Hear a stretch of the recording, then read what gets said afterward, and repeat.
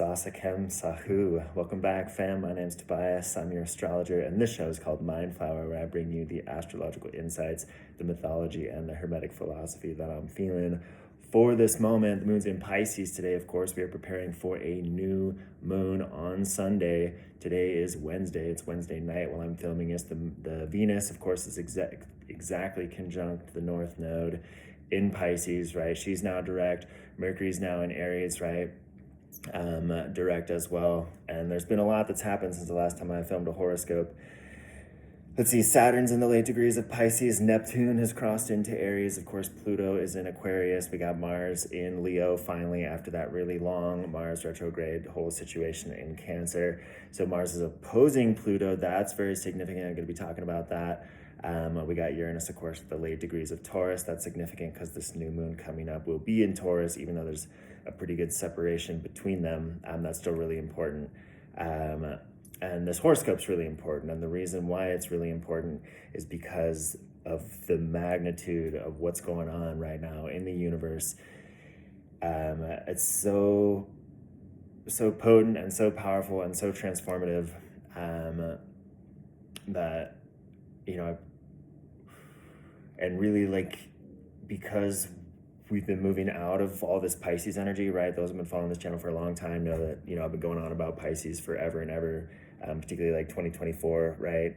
Because we've had Neptune in Pisces, right, since 2013. Of course, Pluto switching signs is a big deal as well. That happened back in November. And of course, in 2024, Pluto was going back and forth between Aquarius and Capricorn. But of course, November of 2024, it came into Aquarius for good, right? That's a 250-year cycle. The Neptune coming into Aries is a 168-year cycle. Of course, Uranus will be coming into Gemini later this year. That's very significant as well. That, Uranus is like at 80-something years, right? So all of these happening together, within like a single year is very significant. On top of that, we just had this Venus and Mercury retrograde cycle that came, back and forth all across the critical degree of the zodiac, which is the line between Pisces and Aries, right? The last degree of the zodiac is the end of Pisces, and then we begin the zodiac anew. The new astrological year begins with the spring equinox, and that would be 0 degrees Aries. And of course, Neptune and Saturn, Neptune's already crossed that point. Saturn's been in Pisces for 2.5 years and is getting ready to cross over into Aries. Following Neptune, they're going to cross into Aries, and then they're going to retrograde and go back across that zodiac point, right? That critical degree of the zodiac, and then cross it a third time before they finally conjunct in Aries, and that'll be like later in 2026. But the fact that we had, Saturn and Neptune so close within a few degrees at the end of Pisces, and of course Neptune rules Pisces, and then to have like Mercury and Venus also together, like retrograding across that point, that was happening earlier this spring, right? That was what was going on, through March and like early April, right? That sort of astrological alignment, we haven't seen in thousands of years, or really ever. That's how important this moment is. That's how significant this moment is. And we've been building up with all kinds of crazy shit, right? 2020 brought the Jupiter, Saturn, Pluto conjunction in Capricorn. That was super huge, right? So there's just been all this stuff. And of course you see it in the world, all the transformation that's been going on and all the chaos, and everything that's just been breaking apart, right? And we just finished up with the North Node moving through Aries for 1.5 years, right? That brought the war in Gaza. Before that, of course, the nodes were in Scorpio and Taurus, and the South Node entering into Scorpio is what brought in the Russia-Ukraine war, right? And so Neptune in Aries, of course, is bringing in more war. That's the easiest prediction astrologer could make. You also don't need astrology to see, right, that that's happening in the world.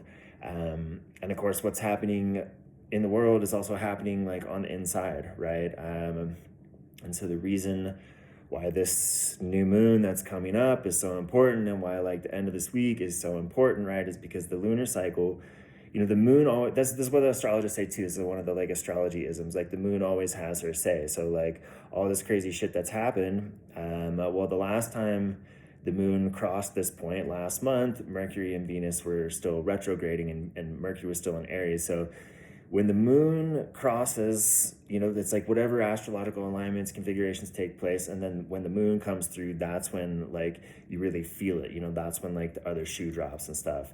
And of course, Neptune coming into Aries brought the earthquake in Myanmar. There's always like crazy shit that happens when the outer planets cross that critical degree of the zodiac, right? Uranus was the last one to cross it, and of course that brought in the Fukushima, right? The whole like nuclear meltdown with that earthquake and everything. So you see this in the world, right? You see like all the crazy events unfolding. You see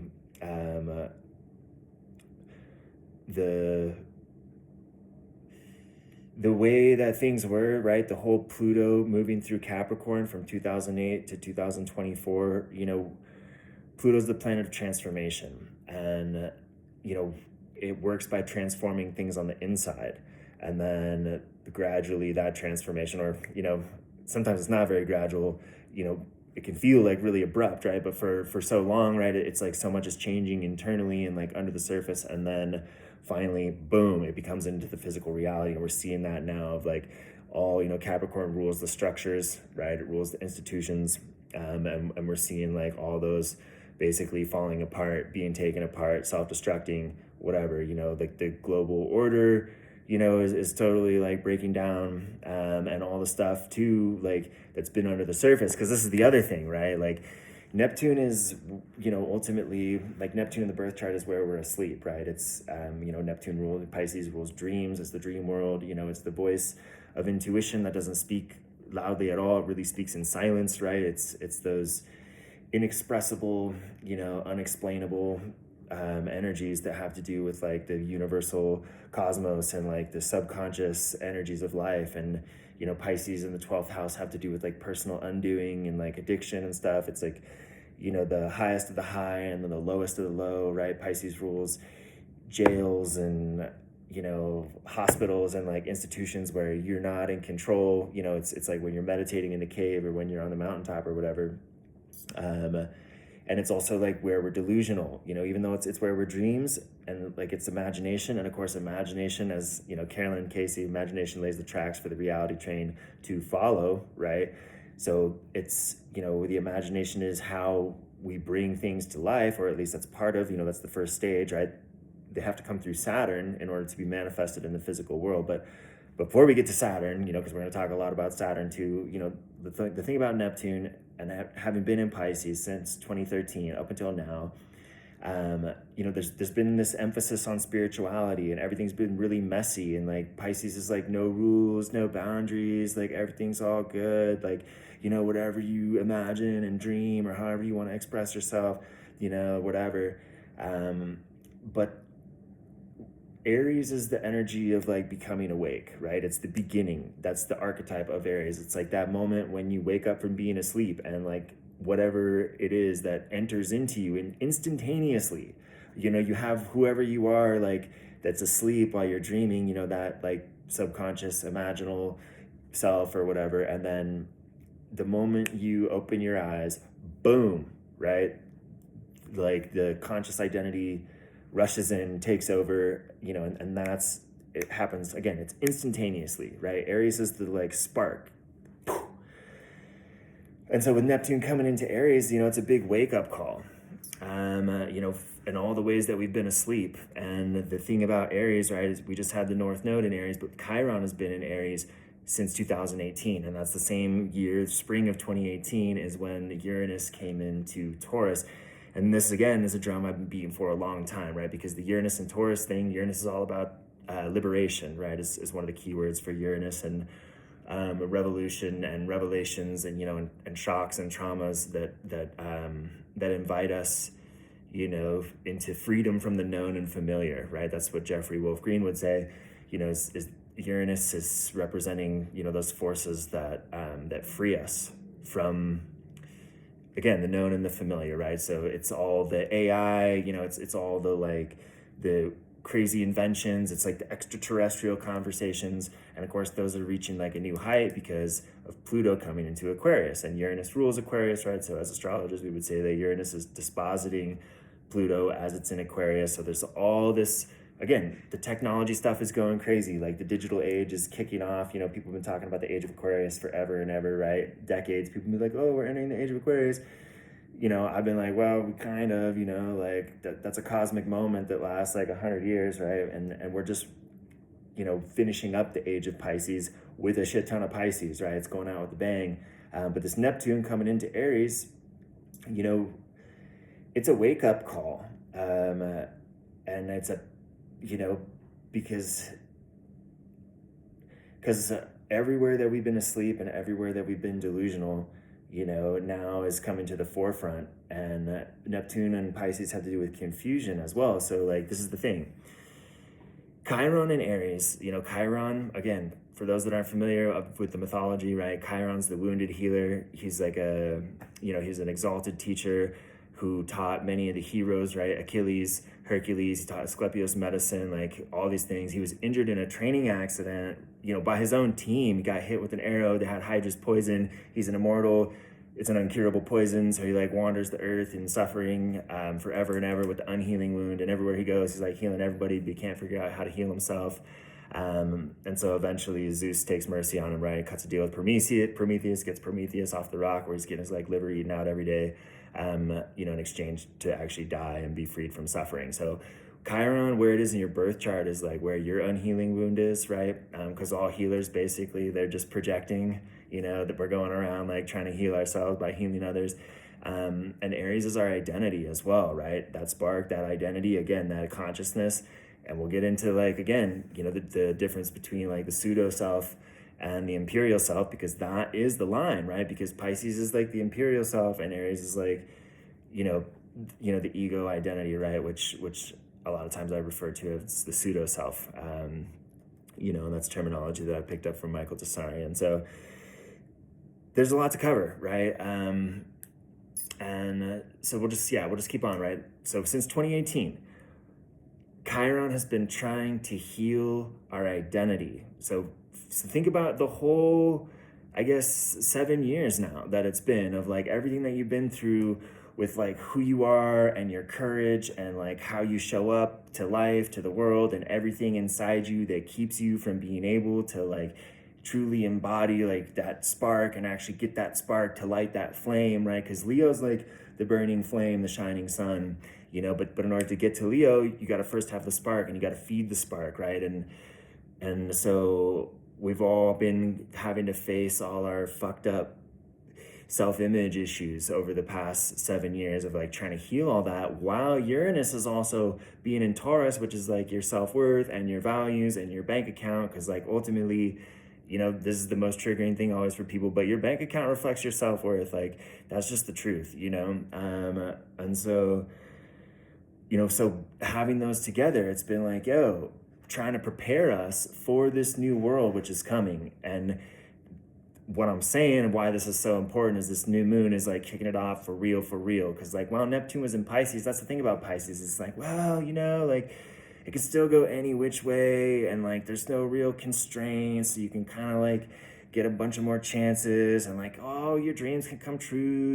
It's like being high on drugs and you're like, oh yeah, like this is so real, it's so like this moment's so authentic, and then you sober up and you're like, whoa, like, maybe it was and maybe it wasn't, some of it was, right? Some of the spirituality stuff is real, but like, you can see there's been like a fever pitch of like just basically like a lot of nonsense, on the internet and this kind of stuff. So so all that's going away, right? And the point is with Neptune coming into Aries, it's now like the confusing energy that has been like in its home sign of Pisces, where it kind of is in a sense almost it like makes sense for it to be there, right? Because like that's a confusing space of like spirituality and like what is God and like what is death, what are endings, what are like all these weird existential questions, that nobody really knows the answer to. Like then that makes sense for us to be confused in that space.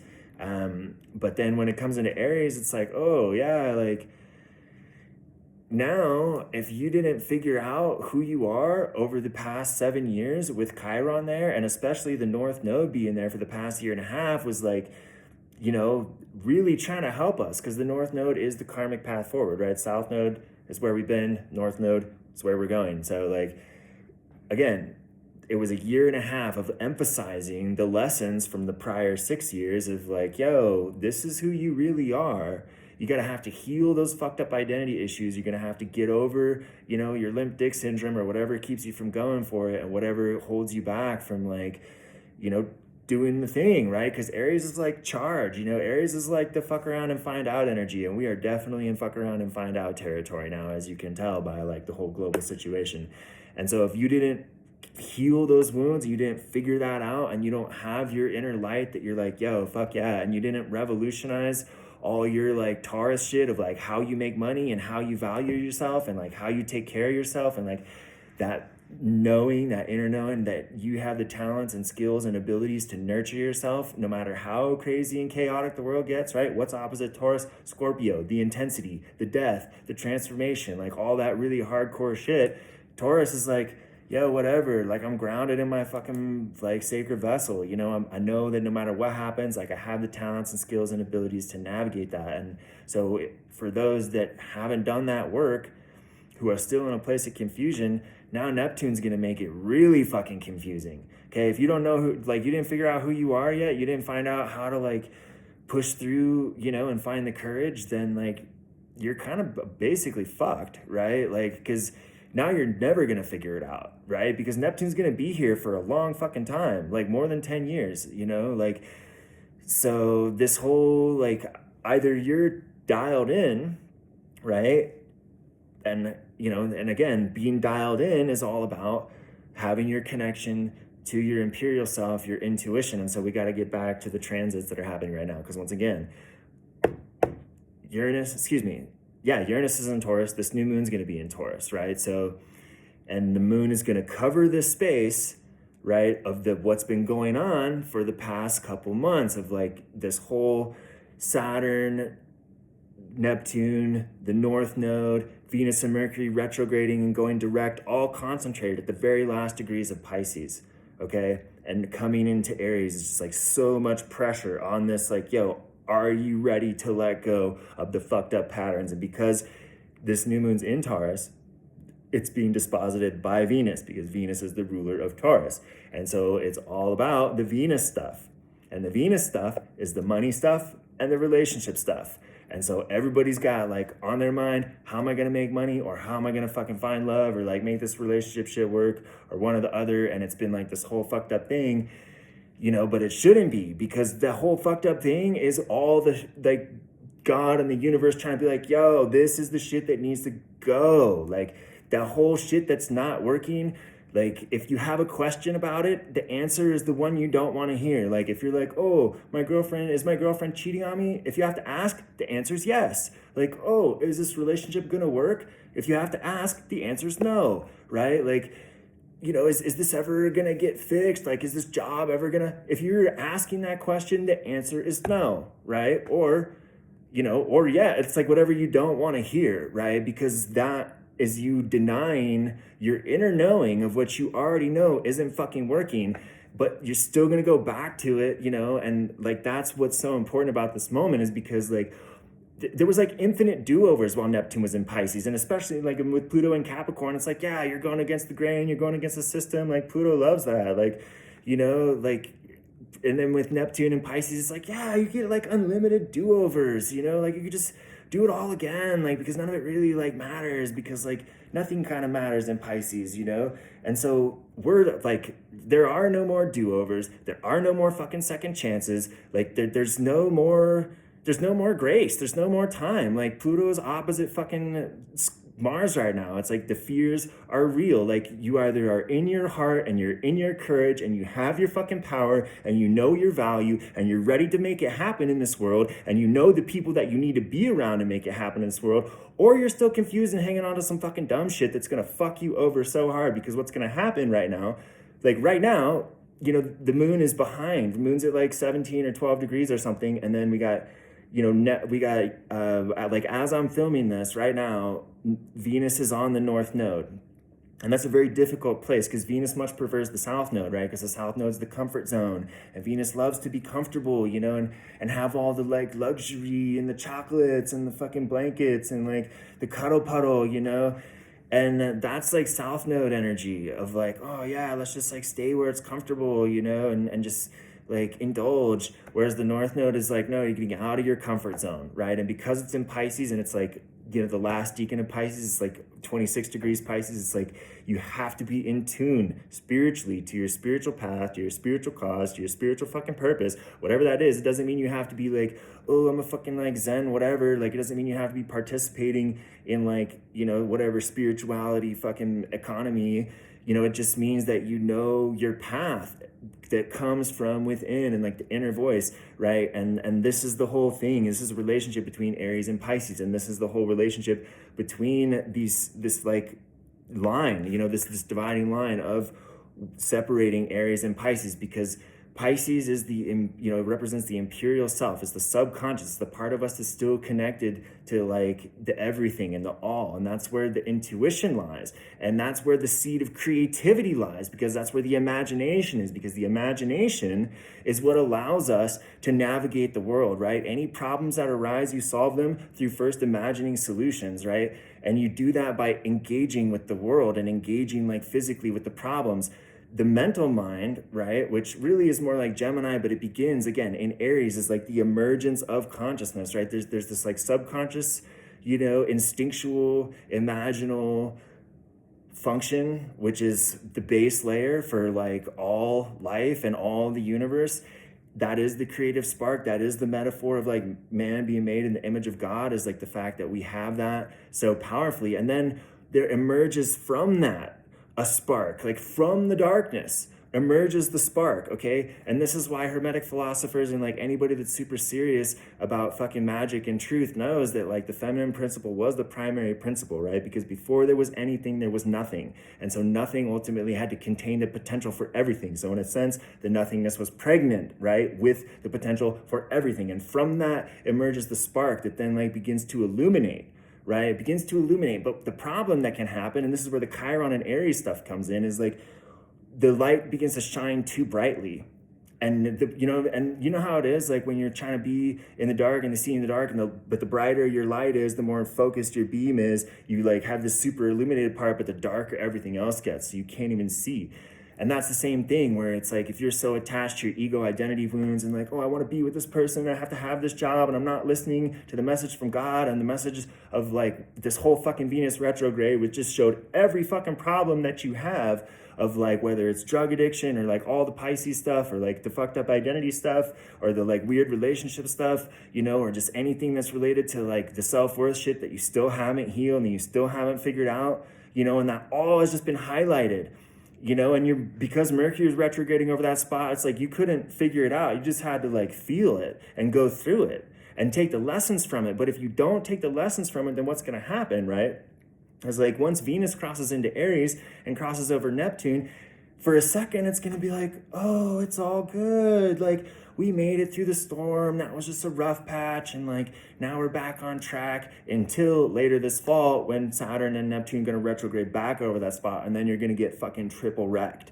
That's why it's so important to get your shit going right now. Like, you need to fucking, whatever it is, like, do not be fucking doing drugs. Do not be, I mean, like, you know, like, don't be a drug addict is what I'm saying. Like, you know, it's not like you have to fucking be cloistered away. Like, I don't know, different people have different lifestyles or whatever. And again, like, you're on your spiritual path, like, okay, like, whatever, you know, it's probably okay to still have a good time. But the point is, like, you got to be fucking serious about your path, you know? And so if you're hanging around with people that are not, you know, and you're fucking around with people that are not, and you're still like, oh, I'm going to try and fix this person, or I'm going to give them another chance, or, you know, I'm just like a lover that accepts people and believes in their best potential. Like, that's you fucking holding yourself back and projecting your shit onto this other person so that then you can then like later blame them for the fact that you didn't have your shit together, right? So like,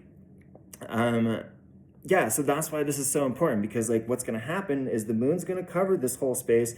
So right now, Venus is on the North Node, and it's like, okay, like now's the time to like get clear with the imperial self, of like the voice within that doesn't speak very loudly, of like the imagination that can fucking lay the tracks for you to actually be able to navigate this crazy fucked up world that's unfolding, because being in tune with fucking spirit is the only way that you're gonna make it through. Like any attempt to fucking figure it out, to navigate it, to calculate it, the South Node's in Virgo, it's not gonna happen. It's gonna end up in a really fucked up situation if you're thinking that you're gonna make it through with your checklist and your bullet points and do it the Virgo way, where you're just gonna be like on top of the details and follow the rules, you know, then like that's not gonna work, right? You gotta do it the Pisces way, where it's just like, you feel intuitively where to go and what you feel called to, and you move towards it, right? And so that's what this is calling in, of like this Mars opposite Pluto is first that you're gonna have to face your fears. You're gonna have to find the heart, right, to get over whatever it is you have about not being able to fit in, or again, whatever self-worth issues, right?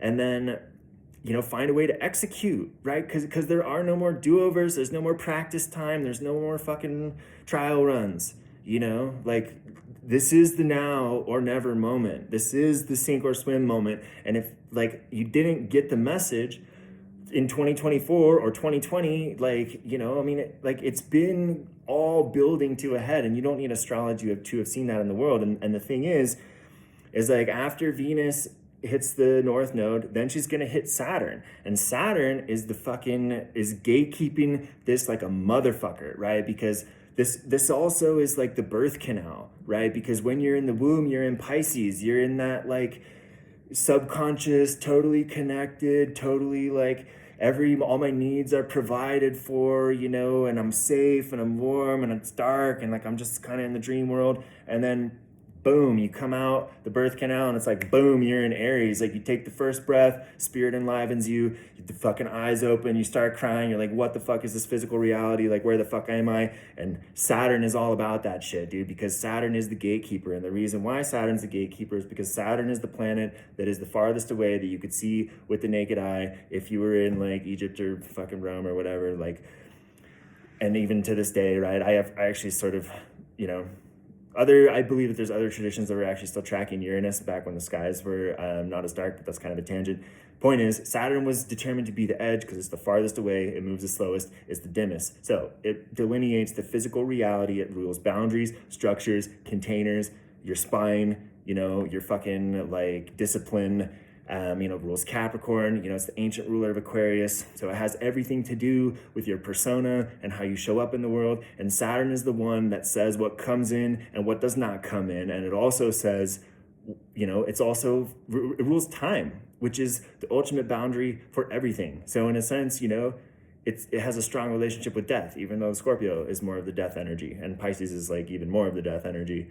There's just different kinds of deaths and different kinds of letting go. But Saturn is the one that says yes or no to what can come in and what can be created and what can be manifested. Because Saturn, again, it rules the container.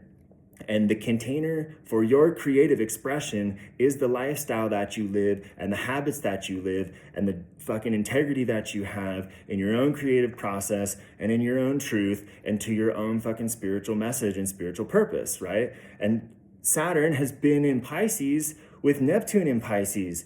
So he's been fucked because ultimately like Neptune in Pisces is like the strongest energy of like the leaky vessel. And so Saturn's just been like trying to like clean the mess up, but it's just impossible. You know, it's like the one person at the fucking wild party who's like, you know, it's like 11 p.m. and this person's like trying to clean shit. And it's like, dude, this party's going till like 11 a.m. You know, like you're going to waste your whole night trying to fucking pick up all these cups and stuff. Like you might as well just like chill out and have a good time or whatever, you know, but now Neptune's out of there. Okay. And so now Saturn's like, I'm cleaning this motherfucker up, dude, like kicking these people out. You gotta go, you gotta go. Like I'm calling the cops, like, and I don't give a fuck, you know, like a good example is this, like, you know, that dude that everyone's fucking going crazy about who like got deported from Maryland to El Salvador. It's like, you know, Saturn is like, yo, I don't give a fuck. Like, you're wearing the wrong clothes. I don't care, like, what the core documents were, what this is, like, you're fucking out of here. Like, because what's in Libra rules fair. What's in Libra? Nothing. Nothing's in Libra. There's no fairness. There's no fucking justice. Like, Saturn's fucking over it. Like, you're either have your shit together or you don't. And if you don't, you're fucked. Straight up. Like, that's where we're at. And so, like, Venus has to come all through this. And the moon has to come all through this, like at the end of this week, over the next few days until we hit Sunday with this new moon. And the whole thing about like the balsamic phase of the moon, again, like that also, it's an ending cycle. So like it's that same archetype of like clearing away, because at the end of the cycle is when you have to let go. You let go of everything, you know, that you need to clear in order for the new cycle to begin. And the other thing that happens at the end of the cycle is that the accumulated failures, you know, that it's the checkpoint. You know, it's like it's a pass fail moment, like straight up. We are at the biggest fucking pass fail moment that has ever been seen for thousands of fucking years. Okay. And so you need to fucking pass this moment, right? And like all it takes is being aligned and like doing what needs to be done and like taking steps. And I understand, like, if you're watching this and you're like, oh my God, like, how am I supposed to figure it out in 3 fucking days? Well, you know, you just have to start moving towards it, because ultimately, right, Saturn and Neptune are going to cover this spot again.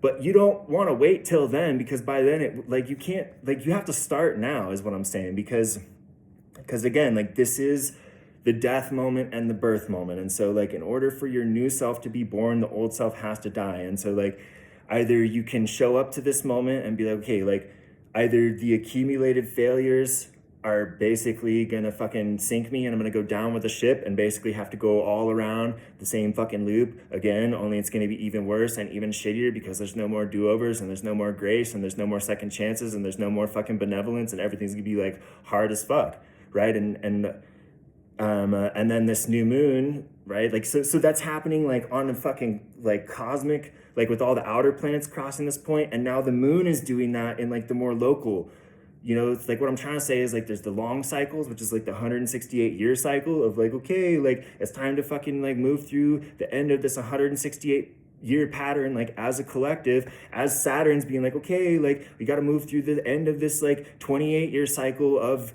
you know, whatever life you've been living, whatever you've been creating, while Mercury and Venus are like right there being like, yo, your values, your mental state, your mind, the way you understand the world, your relationships, your money, all that shit is fucking on the line, front and center for this big moment to be like, how are you going to put the fucking pieces all together? Because you've had, since 2018, Chiron has been trying to prepare you for this moment, to try to give you the strength and courage to show up, to believe in yourself. And Uranus has been also, since 2018, trying to be like, yo, you need to get the tools, you need to get the skills, you need to get the abilities, right? You're going to have to like change it up. You're going to have to switch it up. You can't be holding on to like all the whole things, which is hard, because Taurus is definitely that like holding on energy, right? And like it all comes to a head at the end, because Taurus likes to move really slow.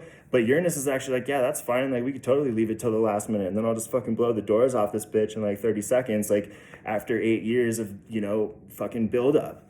So that's, you know, that's the moment that we're in, right? It's all coming to a head.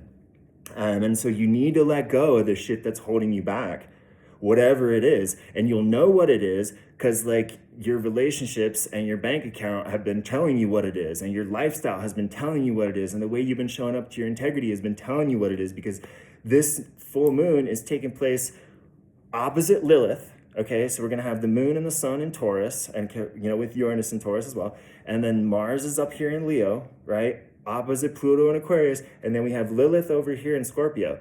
Lilith is the geometrical point, right? The moon has an elliptical orbit around the earth. And so the earth is at one focus and the other focus is black moon Lilith. And so when you have the moon conjunct black moon Lilith, that means she's as far from the earth as she could possibly be. So when she's opposite, we're having a new moon that's opposite black moon Lilith. That means the moon is as close to the earth, right? Like it's at this end of the cycle.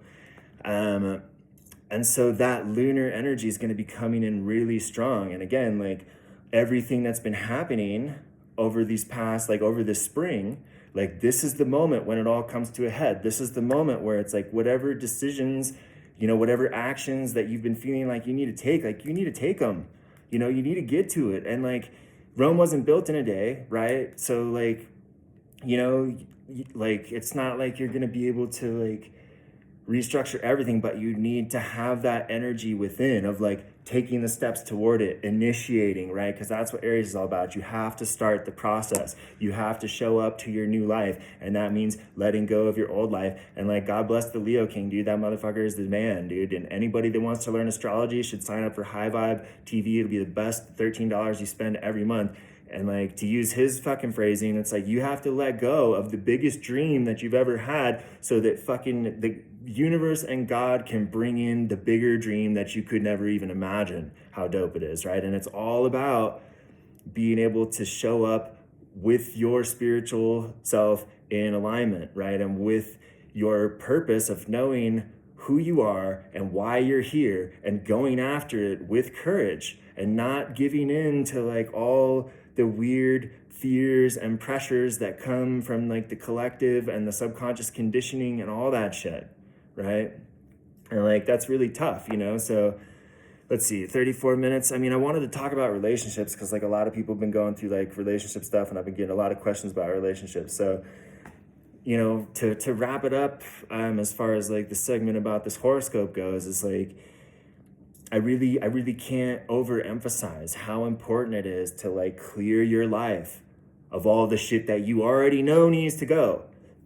And again, if you have to ask, then get fucking rid of it. If you're like, oh, like, is this something that like needs to go? It's like, yeah, probably, unless you know it's not, because you know it's not, because it's like deep inside, because like the voice that doesn't speak very loudly inside you is like, no, this is a part of why I'm here.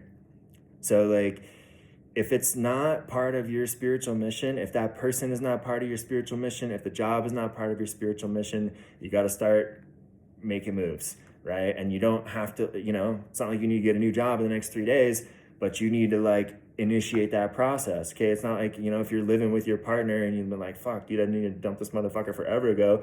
It's not like you need to fucking like blow up the whole situation in 3 days and create a really chaotic scenario for yourself, but you do need to like, you know, you need to show Saturn that you are ready to do what it takes. You are going to show up with your integrity to this moment and be like, okay, I'm ready to set boundaries. I'm ready to clean the fucking mess up. I'm ready to be the person that I was born to be. I'm ready to do whatever it takes.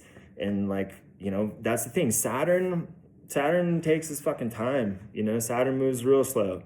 And so like, and on top of that, you know, this is also crazy Uranus energy. So it's like all the unexpected twists and things. So it's like, you know, you got to be prepared for the unexpected, and you have to be moving into this with being able to be comfortable with not having the whole map figured out. Because even though Jupiter's in Gemini, you know, there is the ability to navigate, but Gemini doesn't navigate necessarily by like mapping out the whole journey ahead of time. Now, Gemini is like your immediate environment. So the way Gemini navigates is like, okay, like what's around me? Okay, there's a door over there. Like, I don't know what's behind that door, but like it's the only fucking door in the room. So I'll go through that door. Or if there's 2 doors, it's like, well, maybe I'll like take a peek, or maybe I won't. But ultimately, instead of fucking peeking in all the doors, which you've already been doing, which you already been like looking at all the fucking doors and exploring all the different paths and like doing all the different like things, it's like, instead you need to be like, yo, I got the intuitive knowing inside,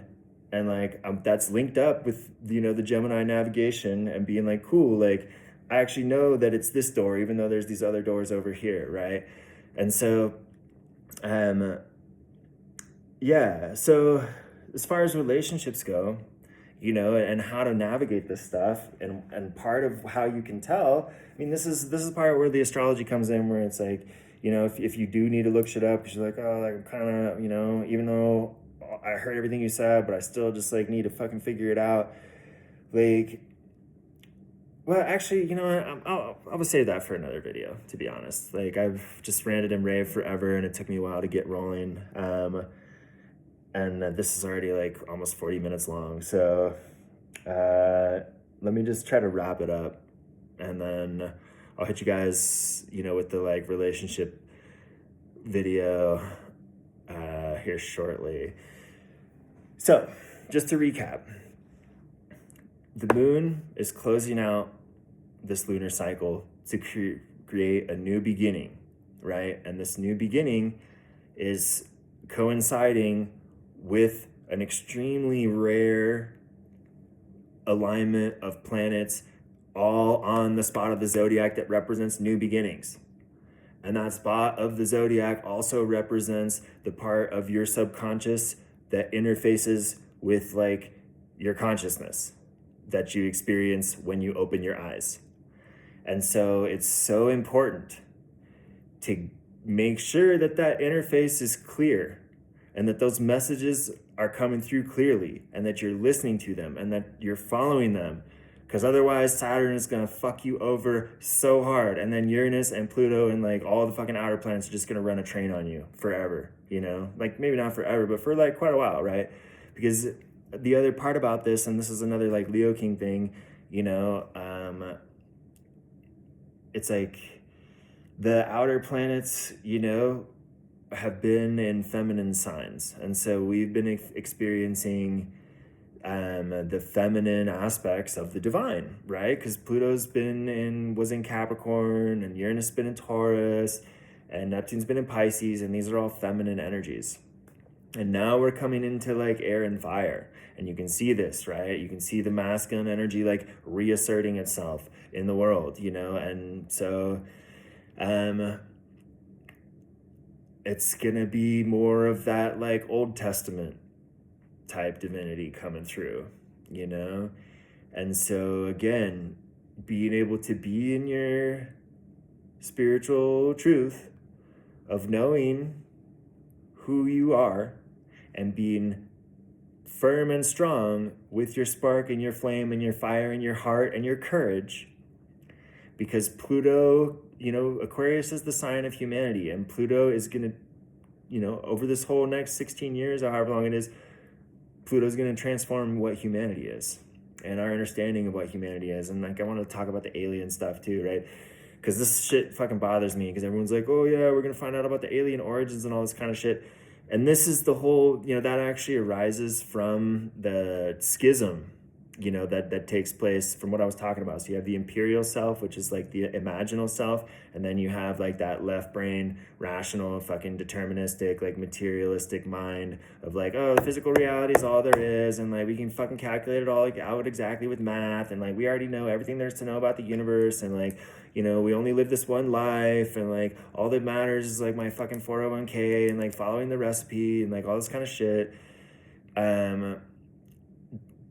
That's the problem, is like this whole narrative about we're living in a simulation is because the part of our mind that is the function that runs simulations, which is that like left brain of like, okay, like let me calculate out like what the different possible futures are, has become disconnected with the imaginal self and the true self, which is where the real truth comes from. Okay? And so the left brain and the ego mind, you know, the pseudo self has co-opted the whole fucking identity and been like, oh, you know, the imagination's not real. Like, I'm the only thing that's real, right? It kind of forgot about where it came from, right? So like, we forgot about where we came from. And we think we're living in a simulation because we're only limiting ourselves to the part of our brain that is responsible for doing simulations. And so it feels like we're living in a simulation. It doesn't mean that there's like the Matrix with some fucking like aliens that like pre-programmed all this shit. Like, and the alien origins of consciousness, that's because we became conscious by studying the stars. And so like the star that, you know, that's like a metaphor. And like, I don't know. This is so long. We'll just have to save all that for another video, fam. Yeah, gosh. I have no idea what I just said, but hopefully it was good.